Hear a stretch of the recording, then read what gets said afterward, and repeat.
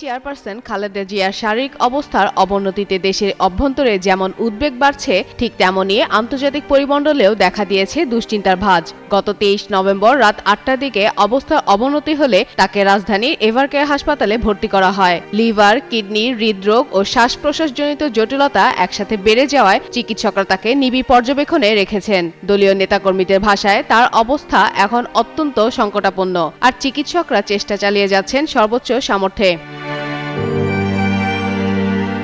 বিএনপির এই সংকটময় মুহূর্তে এবার পাশে এসে দাঁড়ালেন ভারতের প্রধানমন্ত্রী নরেন্দ্র মোদীর বার্তা। সোমবার রাতে এক্সে দেওয়া এক পোস্টে তিনি খালেদা জিয়ার শারীরিক অবস্থার প্রতি গভীর উদ্বেগ প্রকাশ করেন। তিনি লেখেন, খালেদা জিয়া দীর্ঘদিন বাংলাদেশের জনগণের জন্য কাজ করেছেন। তার দ্রুত আরোগ্য কামনা করে আন্তরিক প্রার্থনা ও মঙ্গল কামনা করেন তিনি। পাশাপাশি তিনি আরও উল্লেখ করেন, প্রয়োজন হলে ভারত সব ধরনের সহযোগিতা দিতে প্রস্তুত, যেভাবেই হোক, যেভাবেই প্রয়োজন।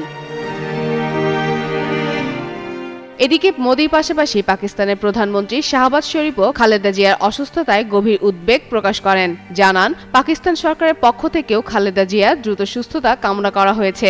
দুই প্রতিবেশী দেশের শীর্ষ নেতাদের এই সহমর্মিতা বাংলাদেশে ব্যাপক আলোচনার জন্ম দিয়েছে। এরই মধ্যে আন্তর্জাতিক মানবাধিকার সংগঠন ও কয়েকটি দেশের কূটনৈতিক মহল থেকেও খালেদা জিয়ার দ্রুত আরোগ্য কামনা জানানো হয়েছে বলে জানা গেছে। এইসব বার্তার প্রতিক্রিয়ায় বিএনপি আনুষ্ঠানিকভাবে কৃতজ্ঞতা প্রকাশ করেছে। বিশেষ করে নরেন্দ্র মোদীর বার্তাকে সৌহার্দ্যের মূল্যবান ইঙ্গিত হিসেবে উল্লেখ করেছে।